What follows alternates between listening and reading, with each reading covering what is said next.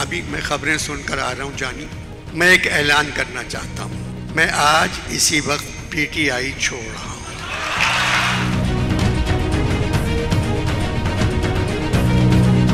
اگر میرے زخم ہوتے، ہڈی ٹوٹی ہوتی تو میں کیسے کرتا؟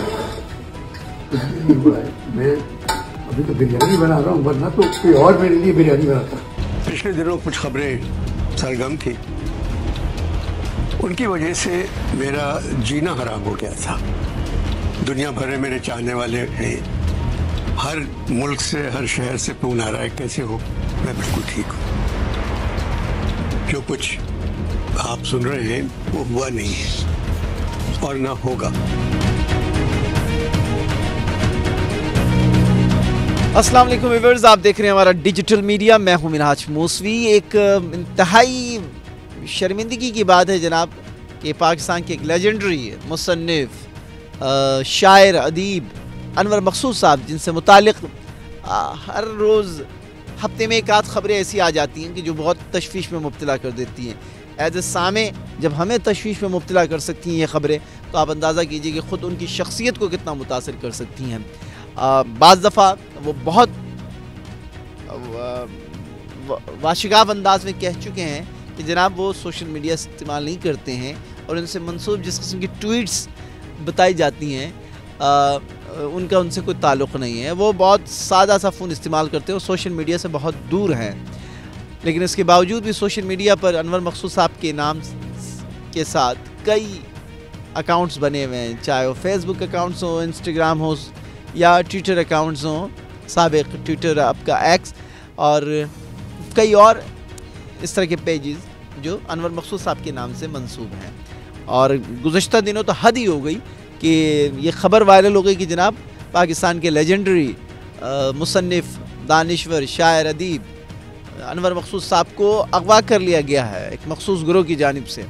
اور اغوا کے پیچھے جو کارن بتایا جا رہا ہے وہ یہ ہے کہ جناب وہ حکومت مخالف ان کے نظریات ہیں، اور وہ حکومت مخالف لکھتے ہیں، جس کی وجہ سے حکومت وقت نے انہیں تھریٹ کرنے کی کوشش کی ہے۔ تو یہ واضح رہے کہ جناب انور مقصود صاحب حکومتوں کے خلاف آج کے دور سے نہیں لکھ رہے ہیں، یہ جنرل ایوب صاحب کے زمانے سے لکھتے ہوئے آ رہے ہیں۔ جنرل ضیاء الحق کے سخت ترین مارشاء اللہ میں بھی ان کے سامنے وہ انہوں نے مخالفت کی اور کھل کر مخالفت کی ہے۔ تو حکومتیں بھی جانتی ہیں انور مقصود صاحب سے کیسے نپٹا جا سکتا ہے۔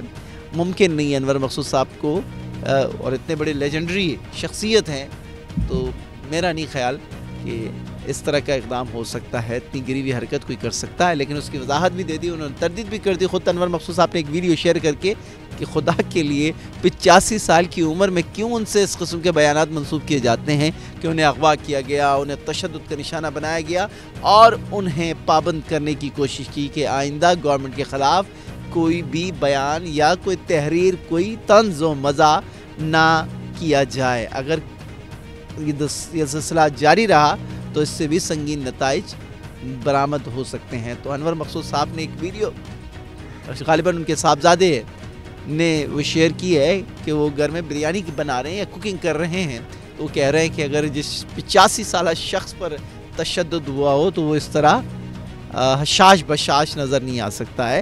اور وہ خود کہتے ہیں انور مقصود صاحب کہ جتنی ان کی عمر ہے کہ تشدد تو بہت بڑی بات ہے، اگر وہ کوئی پیار سے تپھڑ بھی مار دیں، انہیں کوئی دھکا ہی دے دیں تو ان کا کام تمام ہو جائے، اور کوئی اور ان کے اوپر بریانی ان کے لیے پکائے۔ تو بہرحال یہ انور مقصود صاحب کی شخصیت کے ساتھ بہت ہی گھناؤنا قسم کا مذاق ہم کرتے ہوئے آ رہے ہیں۔ یہ ہمارے لیجنڈز ہیں، یہ ان کی عزت اور وقار ہماری ذمہ داری ہے، لیکن ہم اپنی انا اور تسکین کے لیے، ونس اگین اپنی انا اور تسکین کے لیے، اپنے سیاسی مخالفین کو نیچا دکھانے کے لیے اس طرح کی قداور شخصیات سے منسوب کر کے بیانات وائرل کیا جاتا ہے۔ یہ آج کا آرٹیفیشل انٹیلیجنس کا زمانہ ہے، اور اس میں سوشل میڈیا کے ذریعے اپنے مخالف کو ڈیفیم کرنے کے لیے آپ بڑی انفلوئنشل پرسنالٹیز کا سہارا لیتے ہیں۔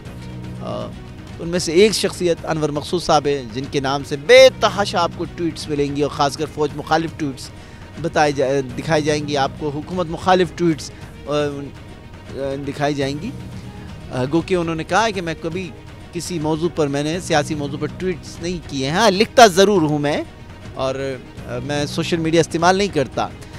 تو انہوں نے بارہا ریکویسٹ کی ہے کہ خدا کے لیے ان کے ساتھ اس قسم کا رویہ نہ رکھا جائے, کیونکہ انہیں بھی اذیت ہوتی ہے, تکلیف ہوتی ہے جب ان سے منسوب غلط قسم کی خبریں مارکیٹ میں شیئر کی جاتی ہیں یا وائرل کی جاتی ہیں. تو انور مقصود صاحب ہمارا سرمایہ ہے, اور ایک ایسا سرمایہ جو ٹھنکی کی چوٹ پر حکومت کے خلاف, اسٹیبلشمنٹ کے خلاف, عامریتوں کے خلاف بولتے رہے ہیں اور بولیں گے, اور یہ خود حکومتوں کو اس بات کا اندازہ ہے. اور ماضی کے اسٹیبلشمنٹ یعنی کہ جلال ضیاء الحق صاحب کے زمانے میں بھی انہوں نے انور مقصود صاحب کے لیے احترام کا رشتہ کبھی ختم نہیں کیا. جنرل ایوب صاحب کے زمانے میں بھی کبھی بھی انور مقصود کے لیے احترام کا رشتہ ختم نہیں ہوا. جنرل پرویز مشرف صاحب کے زمانے میں بھی جنرل پرویز مشرف صاحب نے انور مقصود صاحب کی بے باک طبیعت کو دیکھتے ہوئے ان کے لیے ہمیشہ احترام کا رشتہ رکھا.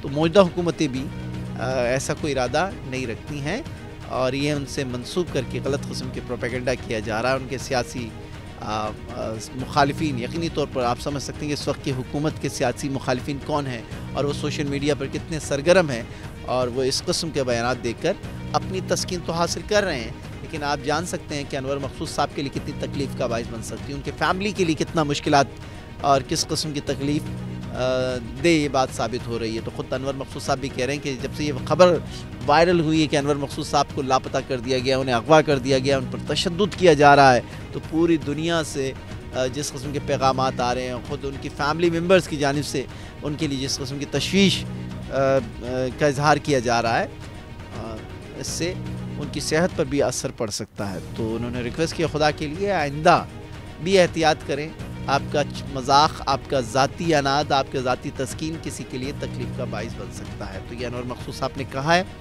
اور آئی ہوپ کہ ان کی وضاحت کے بعد یہ خبریں اب دم توڑ دینی چاہیے, لیکن مجھے نہیں لگتا ہے کہ ایسا ہو.